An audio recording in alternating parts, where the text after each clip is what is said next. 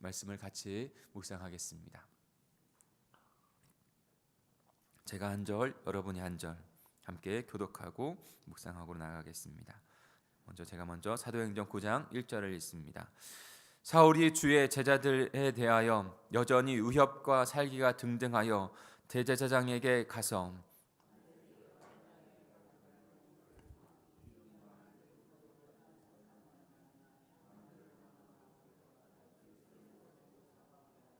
사울이 길을 가다가 다메섹에 가까이 이르더니 호련히 하늘로부터 빛이 그를 둘러 비추는지라.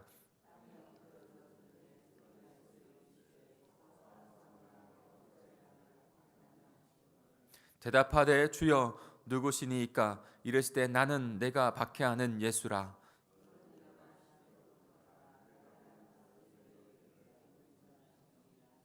같이 가던 사람들은 소리만 듣고 아무도 보지 못하여 말을 못하고 서 있더라.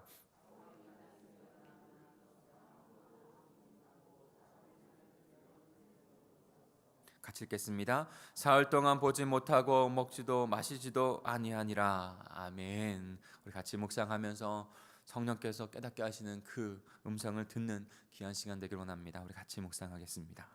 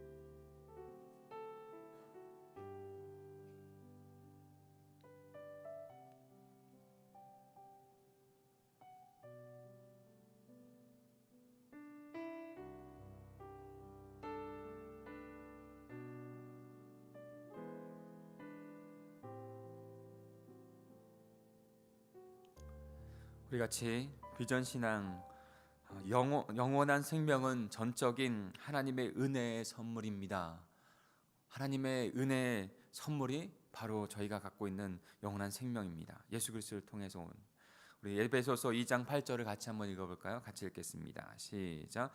너희는 그 은혜에 의하여 믿음으로 말미암아 구원을 받았으니 이것은 너희에게서 난 것이 아니요 하나님의 선물이라. 우리의 생명은 전적인 하나님의 은혜입니다. 전적인 예수 그리스도의 은혜입니다. 오늘 바울도 그 전적인 하나님의 은혜, 예수 그리스도의 은혜가 있었기에 구원받은 하나님의 생명이 된 것을 우리는 묵도할 수 있습니다. 핍박하던 자, 예수님을 거역하던 자, 그가 예수 그리스도의 은혜, 하나님의 은혜가 아니었다면 돌아설 수 있었을까요? 돌아설 수 없었겠죠. 저와 여러분도 마찬가지 아닙니까? 하나님의 전적인 은혜입니다. 오늘 그 모습을 볼 수 있습니다. 사도행전은 성경의 여러 책 중에 가장 성령의 역사가 강력하게 나타나는 책입니다.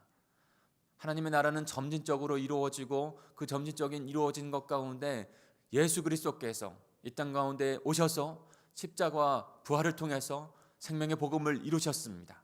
그 생명의 복음을 이루시는 건 예수 그리스도께서 하신 일이에요. 그리고 생명의 복음을 각 사람에게 적용하여 구원받은 생명으로 나오게끔 하는 건 이것이 바로 성령의 역사인 것이죠. 점진적인 하나님의 나라가 지금 강력하게 일어나고 있는 건, 마지막 때에는 더 강력하게 일어나는 것을 우리가 분명히 성경을 통해서 볼 수 있고 또한 깨달을 수 있는 것이죠. 오순절의 강림 사건을 통해서 초대교회가 성도들이 거듭나게 되어지고 초대교회가 탄생되어지고, 그리고 성령의 사도들을 통한 성령의 역사가 기적적으로 나타나게 됩니다. 우리는 두 집사를 보았습니다. 스데반은 성령의 충만심대로 그 스데반 집사 첫 순교의 현장, 집사로서 첫 순교 현장을 우리는 목도한 것이죠. 성령 역사가 아니고는 일어날 수 없는 일입니다. 그리고 복음이 흩어졌지만, 핍박 가운데 흩어졌지만 사마리아와 그리고 다른 지역까지도 빌립을 통해서 복음이 증거되어지는 것, 어저께는 가이사랴까지 갔다고 말씀드렸지 않습니까? 정말로 하나님께서 복음이 전파되어지고 증거되어지는 성령의 역사를 강력하게 우리에게 보여주고 있는 것입니다. 오늘 사도행전 9장에서도 그 복음이 어떻게 이제는 저 지중해 로마, 그 땅의 그 중심 되어지는, 세상의 중심이라고 말할 수 있는 그 로마의 중심까지 역동적으로 가고 있는지를 이제 시작합니다. 그런데 우리가 더 자세하게 중심으로 봐야 될 것은 여러 가지 사람들이 일어나서 그것을 통해서 역사하는 그 모습들 안에서 분명히 제대로 봐야 될 것은 성령께서 역사하신다는 거예요. 이 시대 가운데서도 분명히 성령께서 우리 한 사람 한 사람을 일으키셔서 성령의 생명 역사를 일으켜 가시는 줄 믿습니다. 그러니까 성령이 어떻게 복음의 생명 역사를 이뤄가는지, 성령이 어떻게 임재하셔서 누구를 사용하셔서 어떻게 복음 전파가 되어지고 있는지, 그런 관점으로 사도행전을 묵상해야 합니다. 그리고 이 시대 가운데서 저와 여러분을 통해서 어떻게 성령께서 이끌어가고 계신지를 분명히 깨닫는, 바라볼 수 있는 저와 여러분이 되기를 간절히 소망합니다. 그것이 사도행전을 묵상하면서 사도행전이 나의 삶이 되어져서 그 삶으로, 성령의 역사함을 통해서 살아가는 삶으로 하나님 앞에 나아가는 길인 거예요.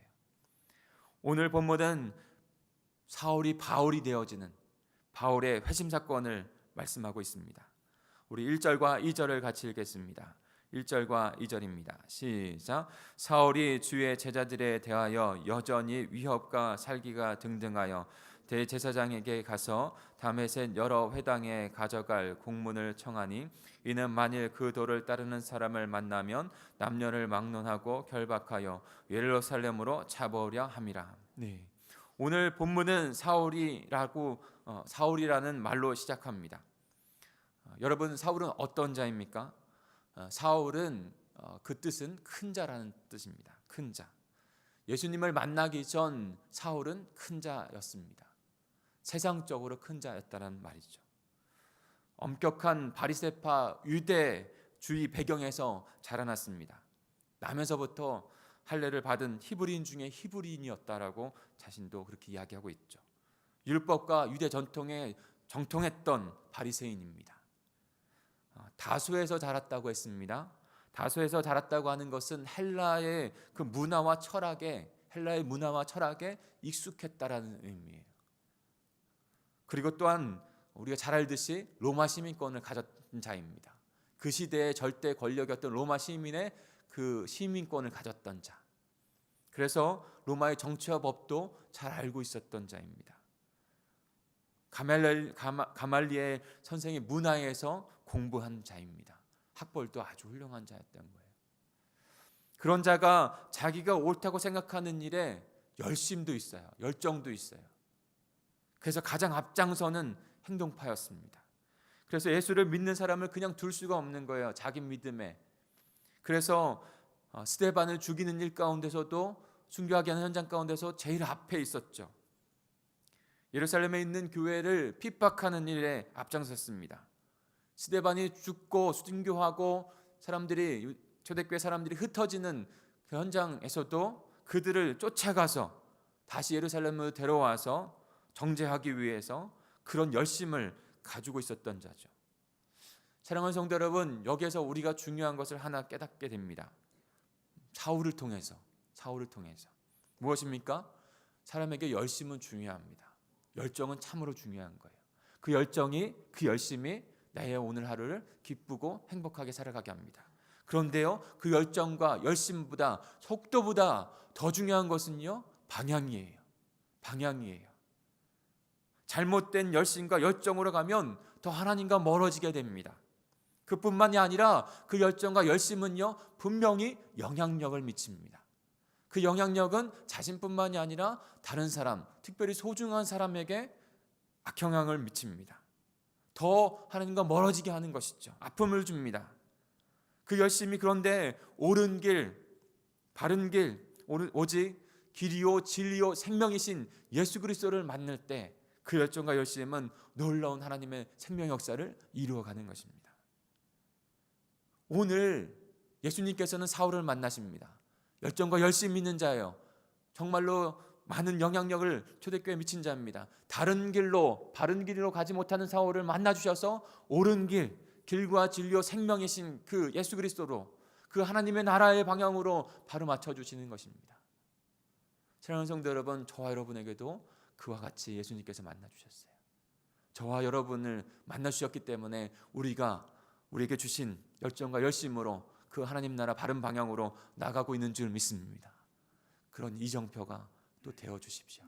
여러분과 저를 통해서, 우리 공동체를 통해서 분명히 하나님께서 우리의 소중한 영혼들을 바른 길, 옳은 길, 하나님과 가까워지는 길로 인도하게 되실 줄 믿습니다.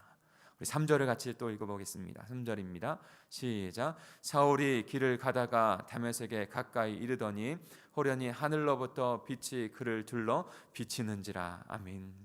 드디어 다메섹에 거의 가까이 이르렀을 때 사울이 놀라운 체험을 합니다. 사울은 호련히 하늘로부터 빛이 그를 둘러 비치는 체험을 지금 경험을 하고 있는 것이죠. 여러분, 어디서 많이 본 것 같은 느낌이 들지 않으세요? 사도행전 2장에서 성령 하나님께서 그 초대교회 성도들을, 그 모든 그 성도들을 다 하나하나씩 임재하실 때 그 모습. 사도행전 2장 1절부터 3절입니다. 오순절 날이 이미 이름매 그들이 다 같이 한 곳에 모였더니 호련히 하늘로부터 급하고 강한 바람 같은 소리가 있어 그들이 앉은 온 집에 가득하며 마치 불의 혀처럼 갈라지는 것들이 그들에게 보여 각 사람 위에 하나씩 임하여 있더니, 오순절에 성령이 강림할 때 호련히 하늘로부터 급하고 강한 바람과 같은 소리가 임하는 것처럼 지금 사울에게도 예수 그리스도의 십자가 부활의 그 분명한 경험, 성령의 세례의 그 경험을 하기 위하여 호련히 하늘로부터 빛이 그들을 둘러 비치고 있는 것이죠. 초대교회 공동체에 성령이 임했던 역사가 나타난 것처럼 지금 사울에게도 그 성령의 역사가 일어나고 있는 줄 믿습니다. 사랑하는 성도 여러분, 바라기는, 지난번에 주일 예배도 제가 그렇게 말씀드렸는데요, 바라기는 우리 공동체 안에 성령의 임재 역사가 일어나는 그런 예배 공동체, 그런 하나님의 생명이 나타나는 공동체 되기를 축복합니다. 우리의 힘으로는 할 수 없습니다. 오직 성령께서 그 하나님, 그 복음, 그 예수 그리스도를 깨닫게 합니다. 그리고 그의 마음 가운데 찾아가 주셔서 그의 마음을 변화시키시고 전혀 다른 새로운 하늘의 생명을 얻게 하는 것입니다. 우리의 힘으로 할 수 없고 그저 하나님 앞에 나가야 합니다. 그러면 주님께서 그 영혼을 만지시고 주님께서 그 영혼이 찾아와 우리의 예배 가운데 하나님을 경험하고 복음을 경험하고 예수 그리스도를 경험하고 성령을 경험하는 전혀 다른 생명으로 나가는 그런 역사의 현장이 될 줄 믿습니다. 그러면 우리가 드리는 이 예배가, 우리가 드리는 우리의 삶의 모습이 하늘나라가 되는 거예요. 하나님께서 기뻐하시는 하늘나라. 날마다, 매주마다 하나님 나라 예배 가운데, 매일 예배 가운데, 우리 드리는 예배 가운데 그런 천국잔치가 일어나는 귀한 생명의 공동체, 그런 예배가 될 줄 믿습니다. 우리 4절과 5절을 또 한번 읽어볼까요? 4절과 5절입니다. 시작. 땅에 엎드려져 들림의 소리가 있어 이르시되 사울아 사울아 내가 어찌하여 나를 박해하느냐 하시거늘 대답하되 주여 누구시니까 이르시되 나는 내가 박해하는 예수라. 사울은 호련히 하늘로부터 빛이 그를 둘러비치는 경험을 하면서 빛이신 예수 그리스도의 임재를 경험합니다. 빛이신 예수 그리스도의 임재, 길이신 생명이신 예수 그리스도의 임재를 경험하는 것이죠. 그러면서 예수님께서 이렇게 말씀하시죠. 사울아 사울아 내가 어찌하여 나를 박해하느냐라고 말씀합니다. 그 말 뜻 안에는 이런 말이 담겨져 있는 거예요. 사울아 사울아 내가 너를 이토록 사랑하고 그리고 내가 너를 위하여 십자가에 죽기까지 내가 너의 죄를 다 사했는데 왜 너는 나를 박해하느냐? 왜 나의 사랑을 깨닫지 못하느냐? 이와 같은 지금 말씀을 사울에게 해주고 있는 것입니다. 하나님께서는 우리를 사랑하시고 우리에게 하나님의 그 십자가의 믿음을 깨닫게 해주시는 생명의 주가 되시는 줄 믿습니다. 사랑하는 성도 여러분, 예수 그리스도를 거역하고 박해하는 사람일지라도 저 여러분도 그랬는데 그런 우리를 구원하여 주시고 생명 주시고 사랑을 주셨던 것처럼 사랑하는 성도 여러분, 그 예수 그리스도께서 예수 그리스도를 박해하고 핍박하는 그 사람도 예수님이 사랑하여 십자가로 가셨다는 것입니다. 그들을 예수님의 마음으로 우리도 긍휼히 여기고 그 영혼을 작정하고 때로는 그 영혼 돌아서지 않을 것 같은 강팍한 마음이 그래서 우리가 포기할 것 같은 그 마음이 들지라도 예수 그리스도께서 사랑하신 분입니다. 그리고 그를 위하여 주님의 그 십자가를 지신 그 영혼입니다. 그러니 사랑하는 성도 여러분, 예수 그리스도의 마음으로 그를 긍휼히 여기고 절대 그를 놓지 말고 계속 기도함으로 예수 그리스도의 사랑이 깨우쳐질 수 있게 해달라고 기도하며 우리 삶으로 그에게 예수 그리스도의 복음을 나타내는 저와 여러분이 되기를 소망합니다.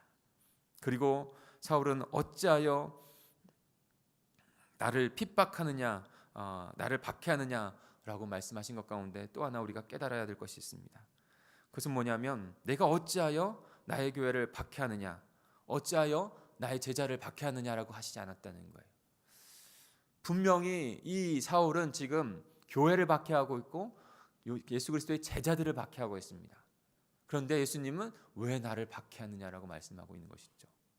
사랑하는 성도 여러분, 예수 그리스도께서 그리스도의 몸된 교회 성도들을 그만큼 긍휼히 여기며 자신과 같이 여기며 있다는 것을 우리는 깨닫게 됩니다. 우리는 예수 그리스도의 몸된 교회입니다.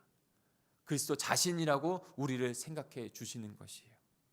그러니 우리 또한도 우리 교회를 사랑하면서 우리 성도들을 사랑하며 지체를 사랑하며 영혼을 긍휼히 여길 줄 알아야 합니다. 왜요? 예수 그리스도께서 그리 사랑하고 계시니까, 그리 여기고 계시니까. 그래서 그 영혼, 목장의 영혼, 우리 지체의 영혼, 그들을 사랑함으로 그들의 선한 책임감을 가지고 기도하고 서로 중보하고 사랑으로 보듬으며 그렇게 대할 줄 알아야 합니다. 왜요? 예수 그리스도의 몸된 교회니까. 우리 6절을 같이 읽어볼까요? 6절입니다. 시작. 너는 일어나 시내로 들어가서 내가 행한 것을 내가 이를 자를 있느니라 하시니라. 네. 예수님은 사울에게 그렇게 말씀하시는 것이죠. 너는 일어나 시내로 들어가라. 내가 행할 것을 내게 이를 자가 있느니라. 내게 행할 것. 사랑하는 성도 여러분, 무엇을 여기서 깨닫습니까? 예수님의 부르심의 목적은 분명하다는 거예요. 그냥 부르시지 않았다는 거예요. 사울을 그렇게 바울 되게 하셔서 정말로 하나님의 복음이 증거되어진 일 가운데 쓰임 받게 한 것처럼, 스데반을 부르셔서 쓴 것처럼, 빌립을, 바나바를, 지금 사울을 그렇게 쓰신 것처럼 하나님은 분명한 목적을 가지고 사람을 부르십니다. 구원하십니다. 그리고 그 일을 이루어가게 하십니다. 그 길 가운데, 그 바른 방향으로 가는 것 가운데 가장 복된 길이 있어요. 그 부르심의 목적을 한마디로 하면 우리가 날마다 고백하고 있는 영혼을 구원하고 예수 제자 삼는 예수 그리스도께서 우리에게 주신 그 사명, 그 목적입니다. 그것을 순종하며 살아갈 때 우리는 비로소 복된 삶이 됩니다. 사랑하는 성도 여러분, 우리를 그렇게 부르셨습니다. 그 길로 가는 저와 여러분이 되길 원합니다. 우리 마지막으로 8절 9절 같이 읽겠습니다. 8절 9절입니다. 시작. 사울이 땅에서 일어나 눈을 떴으나 아무것도 보지 못하고 사람의 손에 끌려 다메섹으로 들어가서 사흘 동안 보지 못하고 먹지도 마시지도 아니하니라. 아멘. 사울은 지금 3일 동안 눈을 뜨지 못합니다. 여러분, 예수님께서 3일 동안 무덤에 계셨죠. 3일은 모든 죄를 다 용서하시고 사하시고 부활하시기 전 그 3일, 새로운 삶의 시작의 3일, 생명의 역사의 3일을 의미하는 것이죠. 지금 바울이 그와 같은 경험을 하고 있는 거예요. 큰 자라고 하는 사울에서 작은 자라고 하는 바울로 완전한 존재가 변경되어지는 것이죠. 하나님께서 그렇게 하십니다. 우리는 예수님을 만나기 이전과 이후의 삶으로 우리는 볼 수 있는 것이죠. 바울이 사울이었던 삶에서 바울이 되었던 삶. 우리의 삶 가운데서도 분명히 사울이었던 삶이 있고 바울이 된 삶이 있습니다. 전혀 다른 생명으로, 전혀 다른 삶을 살아가고 있는 것이죠. 사랑하는 성도 여러분, 우리의 삶도 전혀 다른 삶으로 지금 살아가고 있는 것입니다. 예수 그리스도를 만나고 예수 그리스도의 그 생명을 가지고 전혀 다른 하나님께서 주신 그 부르심의 자리, 그 목적을 가지고 영혼을 구원하여 예수 제자 되고 예수 제자 삼는 그런 소명 가운데 복되게 살아가고 있는 자 된 것입니다. 우리의 삶이 더 그렇게 하나님 앞에 부르심을 받은 자로 오늘 결단하고 나아가는 평생의 삶을 그렇게 드리는 저 여러분, 우리 공동체가 되기를 간절히 소망합니다. 우리 같이 기도하겠습니다.